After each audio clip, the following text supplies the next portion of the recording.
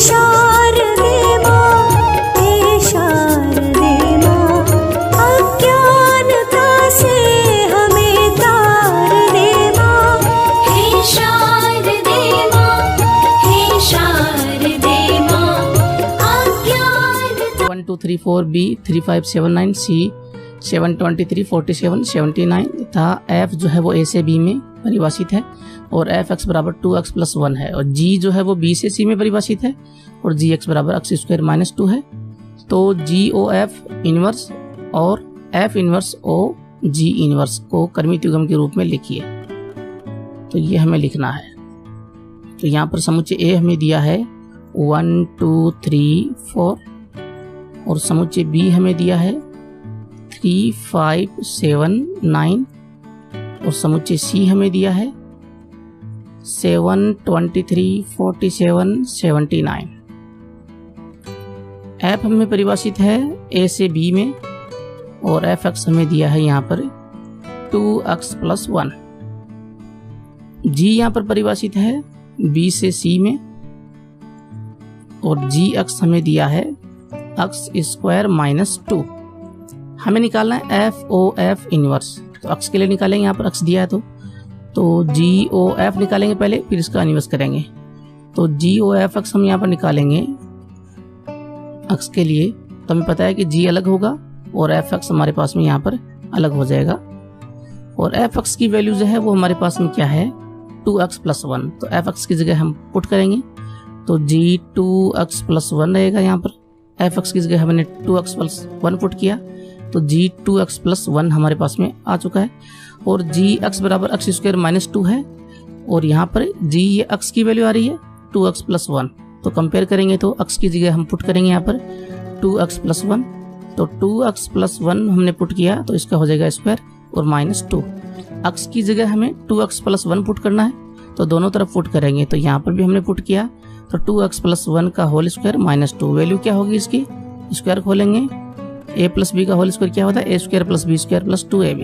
तो a है यहाँ पर 2x तो 2x का स्क्वायर होगा और प्लस 1 का स्क्वायर होगा तो प्लस 2 इंटू ए बी। तो a की वैल्यू 2x b की वैल्यू 1 और माइनस 2 साथ में है।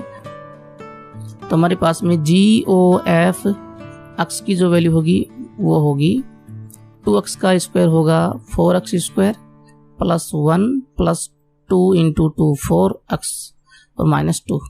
तो 4x स्क्वायर प्लस का 4x और माइनस का 1 बचेगा। माइनस 2 प्लस 1 में से माइनस 1 हमारे पास में यहाँ पर बचेगा। ये वैल्यू हमारे पास में आ रही है। तो हमें पता है यहाँ पर x जो है वो किससे बिलोंग करेगा, x जो है वो a से बिलोंग करेगा क्योंकि f जो है वो a से b में परिभाषित है और एफ एक्स बराबर 2x प्लस 1 है। तो यहाँ पर x जो है वो f का प्रांत होता है और f का प्रांत हमारे पास में a है। a के अवयव है हमारे पास में 1 2 3 4। तो x बिलोंग करता है a से। तो वैल्यू पुट करेंगे और जी ओ एफ हम क्रमिक युग्म के रूप में निकाल लेंगे। तो निकाल लेते हैं। तो x बराबर हम पुट करेंगे 1 2 3 4 से। तो यहाँ पर जी ओ एफ 1 क्या होगा 1 पुट कीजिए x की वैल्यू यहाँ पर 4x square plus 4x minus 1 में 1 पुट कीजिए x की जगह तो 4 इंटू 1 का स्क्वायर प्लस 4 इंटू 1 माइनस 1। तो 4 प्लस 4 माइनस 1 होगा और वैल्यू आएगी 7।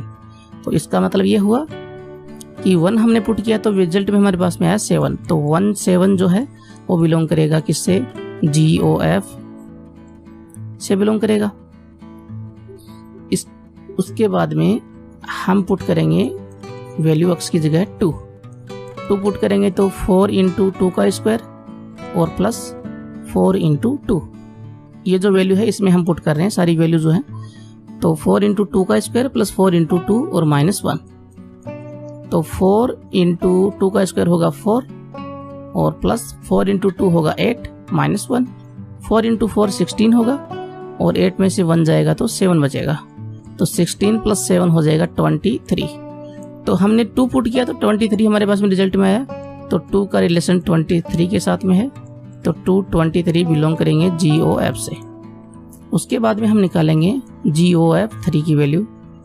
तो 3 पुट करेंगे तो 4 इंटू 3 का स्क्वायर प्लस 4 इंटू 3 माइनस 1 तो 4 इंटू 3 का स्क्वायर होगा 9 और प्लस 4 इंटू 3 होगा 12 माइनस 1। 9 इंटू 4 36 होगा और 12 में से 1 जाएगा तो 11 बचेगा, तो प्लस का 11 इसमें जोड़ेंगे 47 होगा। तो 3 रखा तो 47 हमारे पास में आया।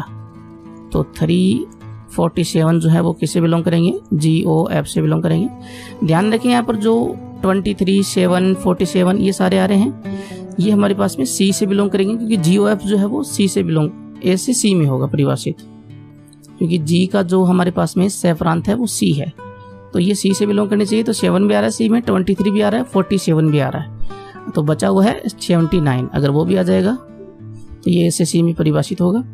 तो GOF 4 की वैल्यू देखते हैं, 4 इंटू 4 का स्क्वायर प्लस 4 इंटू 4 माइनस 1। यहाँ पर x की जगह हम 4 पुट करेंगे, तो 4 इंटू 4 का स्क्वायर होता है 16 प्लस 4 इंटू 4 फिर से 16 माइनस 1, तो 16 इंटू 4 64 हो जाएगा और प्लस 15।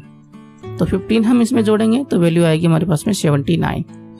तो 4 का रिलेशन जो है वो 79 के साथ में है, तो 479 बिलोंग्स टू GOF। तो अब हमारे पास में GOF क्या आ रहा है उसका समुच्चय बना लेते हैं। तो 17 और 223 साथ में आ रहा है 347 और आ रहा है 479। ये हमारे पास में इसका समुच्चय हो जाएगा। हमें निकालना क्या था, हमें निकालना था GOF इनवर्स, और इनवर्स में हमें पता है कि प्रांत जो है वो परिसर बन जाता है और परिसर जो वो प्रांत बन जाता है, उल्टे हो जाएंगे इसके, प्रथम एवं द्वितीय की जगह द्वितीय व प्रथम एवं की जगह आ जाएगा। तो GOF इनवर्स क्या हो जाएगा, 7 1 23 2 47 3 और 79 4। ये हमारे पास में GOF इनवर्स होगा। और हमने प्रमेय अगर आपने पढ़ी है 1.7, तो उसमें हमें पता है कि GOF इनवर्स जो होता है वो इक्वल होता है F इनवर्स और G इनवर्स के। तो प्रमेय 1.7 से हम लिख सकते हैं कि GOF इनवर्स जो है वो इक्वल है F इनवर्स और G इनवर्स के। तो GOF इनवर्स की वैल्यू क्या है, वो वैल्यू हम यहाँ पर लिखेंगे 7 1 23 2 47 3 और 79 4। तो यही वैल्यू होगी F इनवर्स और G इनवर्स की। तो ये हमारे पास में हो जाएगा आंसर। क्लियर है। देखिए क्वेश्चन नंबर 5 में क्या कह रहा है, यदि F R से R में परिभाषित कोई फलन है f(x) बराबर ax plus b a not equals to 0 से परिभाषित हो, तो सिद्ध कीजिए कि f एक आच्छादक फलन है और f इनवर्स का सूत्र भी ज्ञात कीजिए। तो यहाँ पर हमें एक आच्छादक f ये हमें सिद्ध करना है, तो जो दिया उस पर चर्चा करते हैं। f R से R में परिभाषित है वास्तविक संख्या के समुच्चय में, और f(x) बराबर ax प्लस b है, और कंडीशन ये है कि a नॉट इक्वल्स टू 0 है। सबसे पहले हम बात करेंगे एक की, तो हमें दो अवयव लेने होंगे जो f के प्रांत से बिलोंग करते हो, तो x1 और x2 हम ले लेते हैं जो बिलोंग करते हैं वास्तविक संख्या का समुच्चय R में से। तब हम मानते हैं कि fx1 बराबर अगर fx2 है तो x1 बराबर x2 अगर हमारे पास में होगा तो फलन एक ही होगा। तो fx1 बराबर fx2 करेंगे, fx1 यहाँ पर दोनों साइड में x की जगह x1 पुट करेंगे, तो ax1 plus b equals to ax2 plus b। fx के बराबर में ये वैल्यू है, तो x की जगह x1 पुट किया तो ax1 प्लस b और x2 पुट किया तो ax2 प्लस b। यहाँ b से b कैंसिल आउट हो जाएगा, तो बचेगा ax1 प्लस इक्वल ax2 और a से a कैंसिल आउट हो जाएगा, तो लास्ट में बचेगा x1 इक्वल्स टू x2। तो fx1 बराबर fx2 है, तो हमारे पास में आ रहा है x1 बराबर x2, fx1 इक्वल fx2 है, तो हमारे पास में है x1 इक्वल्स टू x2। तो फलन एक ही है, f एक ही फलन है, एक ही फलन है। अब हमें इसे आच्छादक भी प्रूव करना होगा, तो आच्छादक की कंडीशन क्या है, देखिए यहाँ पर आच्छादक हमें प्रूव करना है। हमें दिया है f(x) बराबर क्या, ax प्लस b, इसके बराबर में हम मानेंगे y, और y किससे बिलोंग करेगा, f(x) बिलोंग करता है यहाँ पर वास्तविक संख्या का समुच्चय R सह प्रांत से, तो y भी सह प्रांत R से ही बिलोंग करेगा। तो ax plus B equals to यहाँ पर है y, तो उस कंडीशन में ए एक्स इक्वल्स टू हो जाएगा y माइनस बी, y को ट्रांसफर किया राइट हैंड साइड में, और यहाँ से x की वैल्यू क्या आएगी y माइनस बी अपॉन ए, ये हमारे पास में x की वैल्यू होगी। अब देखिए x जो है वो वास्तविक संख्या को समुच्चय r के प्रांत से बिलोंग करता है, तब उस कंडीशन में हमारे पास में सहप्रांत का अवयव आता है। लेकिन हमें यहाँ पर आच्छादक का मतलब क्या होता है, आच्छादक का मतलब ये होता है कि सहप्रांत में कोई अवयव है y, उसके लिए प्रांत में अवयव होना चाहिए, यानी कि उसका पूरा प्रतिबिंब होना चाहिए। तो y जो वास्तविक संख्या के समुच्चय r में से बिलोंग करता है, तो ये पूरी वैल्यू जो है x के बराबर में है, और अगर ये पूरी वैल्यू वास्तविक संख्या के समुच्चय r में से है, इसका मतलब हम ये समझेंगे कि प्रांत में इसका कोई ना कोई पूर्व प्रतिबिंब है। तो y की वैल्यू तो यहाँ पर वास्तविक संख्या का समुच्चय r है, तो माइनस बी करेंगे तब भी r ही होगी, और अपॉन में हम a का देंगे भाग तब भी वैल्यू r ही होगी। क्यों?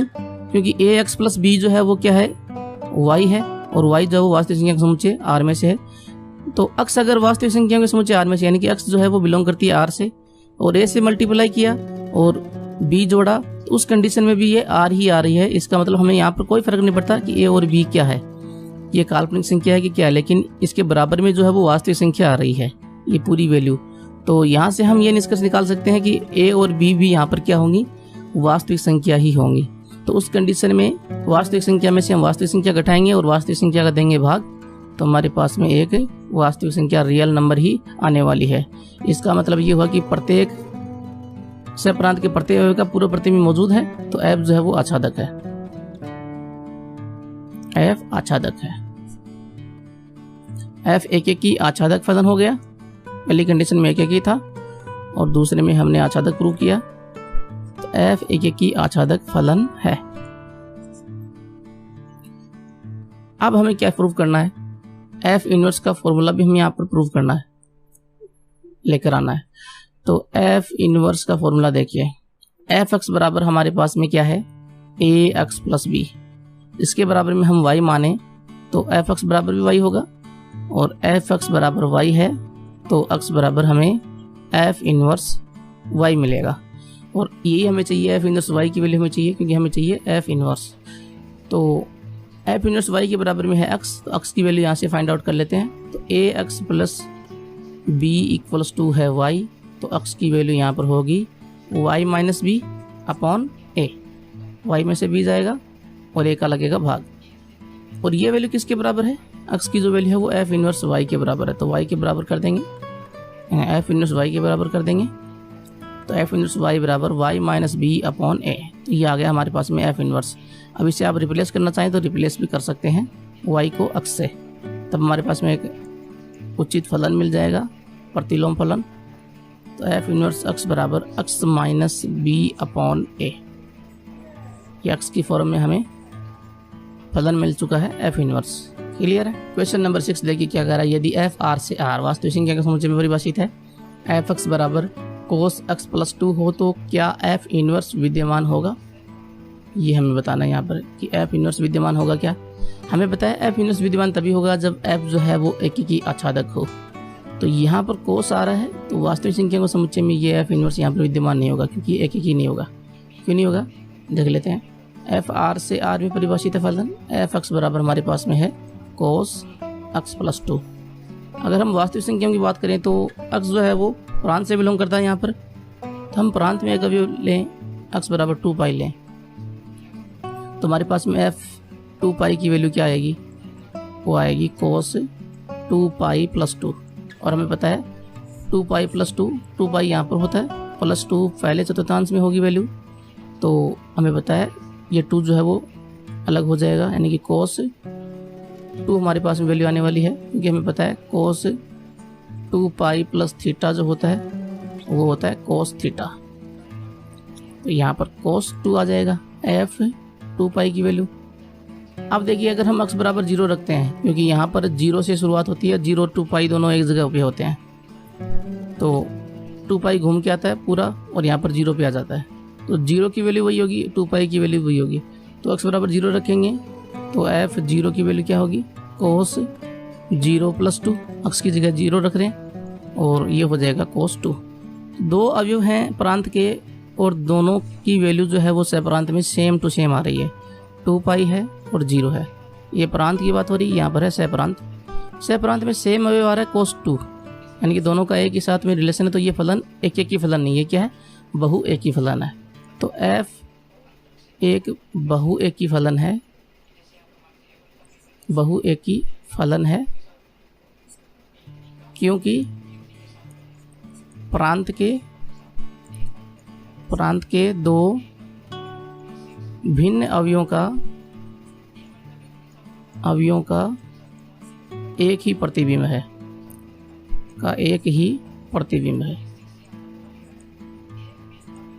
अतः फलन एक एक ही आच्छादक नहीं है, प्रतिबिंब है, अतः फलन एक एक ही, फलन f एक एक ही आच्छादक नहीं है।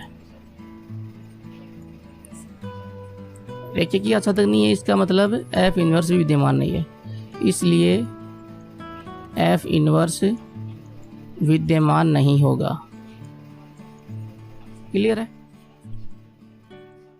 विद्यमान नहीं।